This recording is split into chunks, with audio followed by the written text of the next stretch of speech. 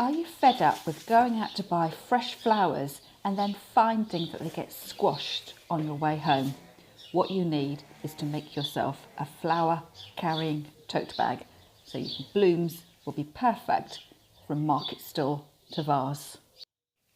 This is a simple sewing project which I'm sure that even a novice sewer could complete in a couple of hours. For my tote bag I used a lightweight poly cotton and some brushed cotton fabric too, but I think probably if you had something heavier that might work even better and give you a really sturdy carry bag. To make this particular project you'll need a square of fabric that measures at least 65 centimetres by about 65 centimetres. I started by folding the cut end of my fabric up towards the selvage, and then I'm pinning the two sections in place just so when I cut out my fabric the material doesn't slide around and I end up with an evenly sized piece to work with. I'm going to end up cutting out a quarter circle of fabric and working with that to shape my tote bag. But before I do that, what I'm going to do is to cut out a little end of my tote bag, and I'm measuring in 10 centimetres from the pointed end of the fabric, both on the folded edge and here on the selvage, and I'm going to use the pins to mark out my cutting line. This means that whatever the length of flowers I buy, they'll always fit into the tote carrying bag because the stems will poke out of this part of the bag. Having shaped the stem end of the bag, I'm now going to cut the finished length of the bag. So what I'm going to do is to measure out from the end I've just cut along the selvage, and I've decided to make my bag 55 centimetres long. It's entirely up to you how big or small you make your own bag. So I'm going to pin on the edge 55 centimetres, and then I will slowly move my tape around, measuring 55 centimetres around and marking with pins, and that'll give me a line which I can cut out, and when I open out the fabric that will give me my shaped quarter circle. Once you've got your pins in place you can then cut out the fabric. I went on the outer edge of the pins and did long, sharp, smooth cuts. Before I open out my fabric, I'm keeping it folded for the moment, and I'm using my pins again just to mark where that centre point is. I'm going to be using that in a moment to shape my fabric down, and it's just easy if you can eye up where that centre section is. So having done that, you can see with the folded line and my line of pins, I then fold in the outer edge of my quarter circle, and I'm going to pin along the folded edge, and what I do is pin in a couple of centimetres in from that edge so I can make a little channel so that I can easily cut through the fabric and shave off that extra segment of fabric which I could use for another smaller project.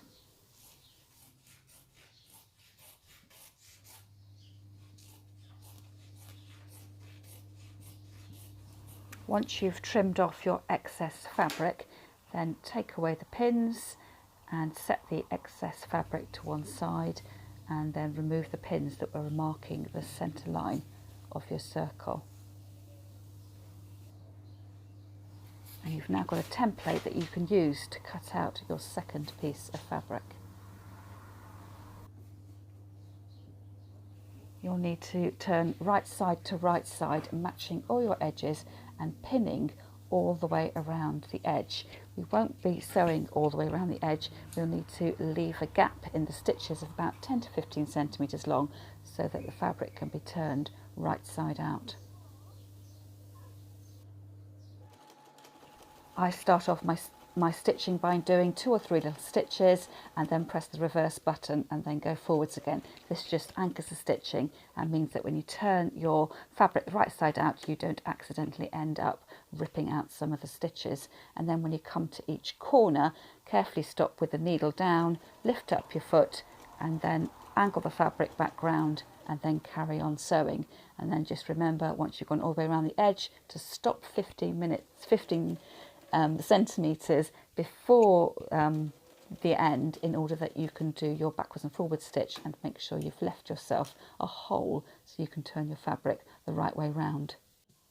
Before I do that though, I like to trim off the corners of my seams just to reduce the bulk when I turn the fabric the right way round, and I do the same thing, reducing the seam allowance just on one of the pieces of fabric, and that just reduces the bulk and will make the whole bag lie neatly and flat. Having done that, you then need to turn your bag the right side round. So I put my hand right inside the bag, grab one of the corners and then pull it back through the opening. And then you just need to flatten everything out and pull out all the seams so they lie flat.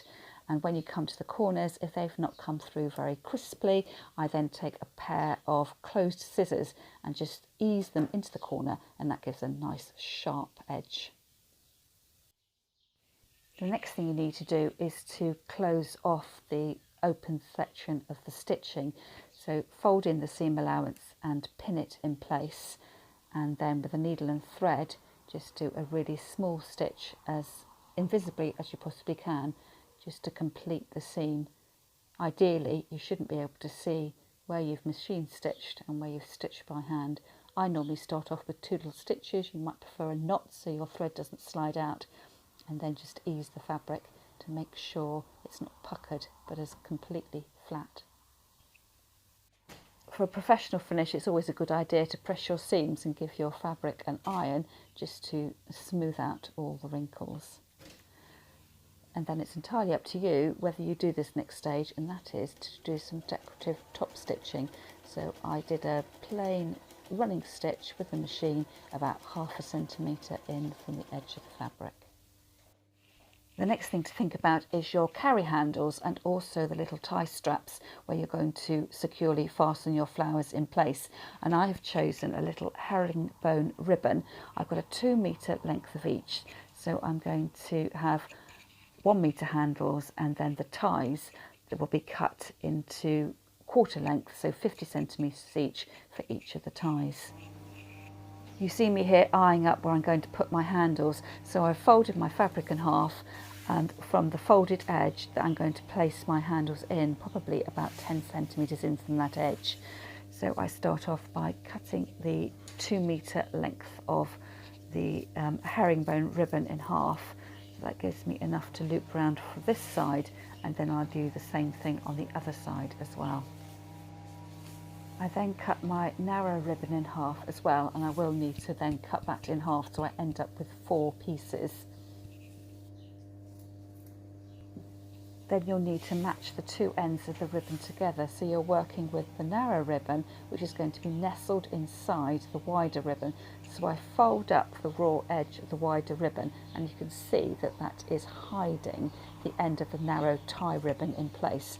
So I pin that together, and then I will repeat exactly the same thing on the other end of the ribbon with the other piece of narrow tape, and then I will then decide where I'm going to position them on the bag. I'm going to sew the handles and ties onto my bag so that they lie parallel with the folded bottom of the bag. And you can see here I'm just eyeing it up. They're about in the, roughly the bag is divided into thirds. I've got a third, then a handle, a third, then a handle, and then another third. But the thing I did make sure was they were equally spaced from the folded edge of the fabric. So they are 10 centimetres in from the folded edge of the fabric. And when I'm happy with the positioning, I will then pin them in place, making sure I pin them just to that side of the fabric and I don't accidentally pin them by going right through the both folded edges of the fabric.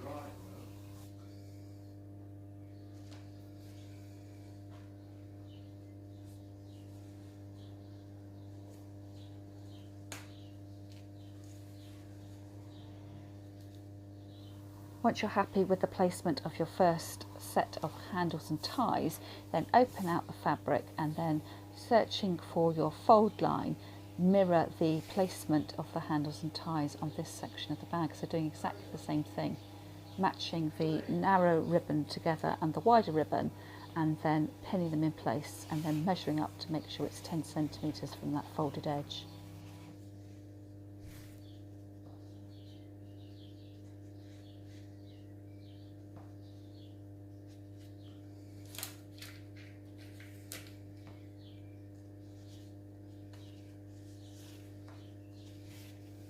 Once you've pinned the second set of handles, you need to make sure they line up with the placement of the first set of handles, which is what you can see me doing here. And then I will just measure from the central fold to make sure that they are also 10 centimetres from the folded line of the bag, and then pin those in place. And then after that, it's a matter of using the sewing machine to make sure they're securely fixed to your fabric.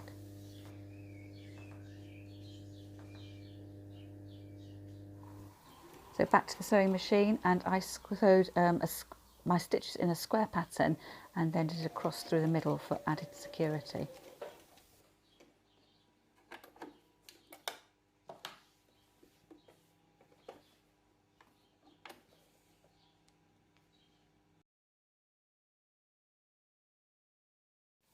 And once all 4 handle ends are securely in place, you can try your bag out for size. So here I've got some silk flowers, so I put them into the middle of the bag, join up the 2 edges, and then tie the ties in place using a simple bow.